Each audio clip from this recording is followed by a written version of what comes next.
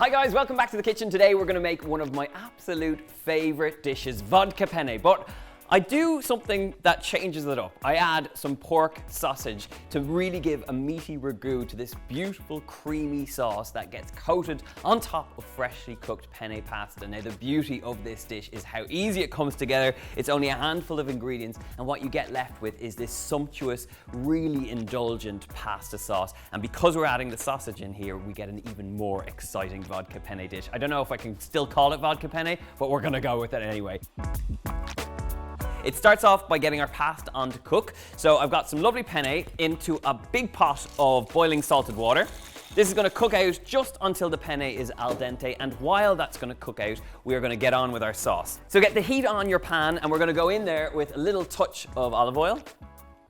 And once that's nice and hot, we're going to get in there with our sausages. Now, when it comes to sausage meat, you can use whatever you can get your hands on, but it works particularly well if you can find some nice Italian sausages or even just pork sausages with a little bit of fennel seed running through them. There's lots of flavor. It's that beautiful aniseed bite that works extremely well in this creamy, rich sauce. So I've just squeezed them out of their casings and I'm going to use a wooden spoon to break these up as they cook off in the pan until they're nice, gnarly, crispy and golden, and then it's time to build the rest of this dish.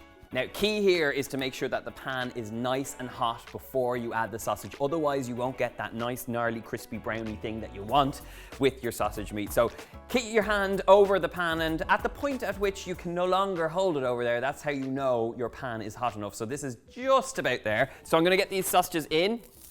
Again, I've just squeezed them from their casings, but you can actually buy sausage meat free from their casings as well if you want to skip that step. And now with a wooden spoon, just break them up and start to spread them across the pan. It takes a minute or two, but you want to leave a little bit of kind of chunky bits, a little smaller bits, so that there's a bit of variation in the pan and a bit of variation to your sauce.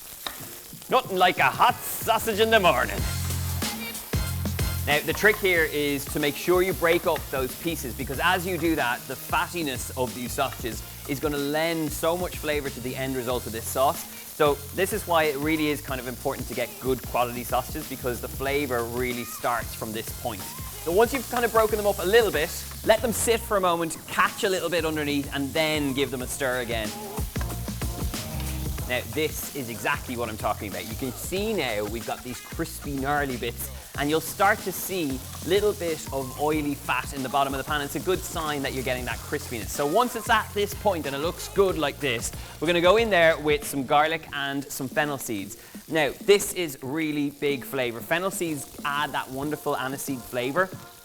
And when you start to fry it off in that fat alongside the garlic, you've got really gorgeous aromatics going on, and it just infuses that sausage with even more flavor. So give that a minute or two. It literally takes about 30 seconds to a minute, just until the garlic starts to kind of sizzle and turn a little bit golden. And at that point now, we need to talk about the ingredients that bring together our vodka penne.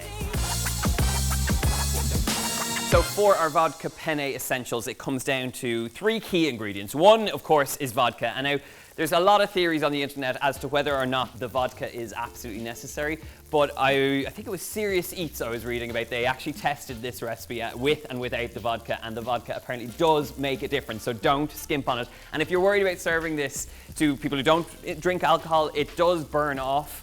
But it intensifies the flavors of the tomato. So we've got tomato puree and a generous amount of double cream. And I'm actually going to add a tin of chopped tomatoes as well, some good quality chopped tomatoes, just to bulk out this sauce. So in with the tomato puree. Give that a little stir and make sure it kind of cooks out ever so slightly. And once it's kind of coated all those lovely little bits of sausage, we're going to get in there with about 4 tablespoons of vodka. 4 tablespoons for the pan and 4 tablespoons for yourself if you fancy. Give that a stir through and you'll instantly start to see it bubbling and sizzling and looking gorgeous. It's amazing when you add the vodka in alongside the tomato puree, it starts to cook out and creates this really sort of like burnt orange color to the sauce, which is absolutely gorgeous. Now, as I said, we're going to bulk out this ragu with a little bit of chopped tomatoes, so that goes straight in. Give that a good stir through and just let it cook out ever so slightly before we add in the cream. I know it seems like I'm being obsessive about each and every step, but you can see now this is cooked out ever so slightly and it's just thickened up. It's become more excited before you add the cream in. I've just reduced the heat down ever so slightly and you can stir as you're pouring. This will allow it to nicely be incorporated and prevent it from splitting. It's a lot of cream here, but again, like I said, take your time with this, reduce it down. It'll intensify the color, the flavor, all the core essentials of what a good vodka penne should be with sausage added. So you will notice when you add the cream, it goes this sort of pale orange color. Stick with this. You want to cook it out till it kind of intensifies in color. This has now had some time to cook out. You can see it has changed in color. It's much more of a rich orange, and that is the color you're looking for with vodka penne in general. At this point now, I'm gonna turn the heat right down low. I'm gonna add a little bit of chopped parsley for some color. We're also gonna add in plenty of Parmesan cheese, and I'm gonna add some more at the end, but what we're looking to do is add our pasta in at this point and get it completely coated in this sauce. So grab up your pasta, and you can take a little bit of that pasta water, which will help to kind of thicken up our sauce. It's the starchiness that you get in that salted water that will help to add flavor and kind of thickness to the sauce as well. So penne goes straight in, and now it's time to stir and fold through.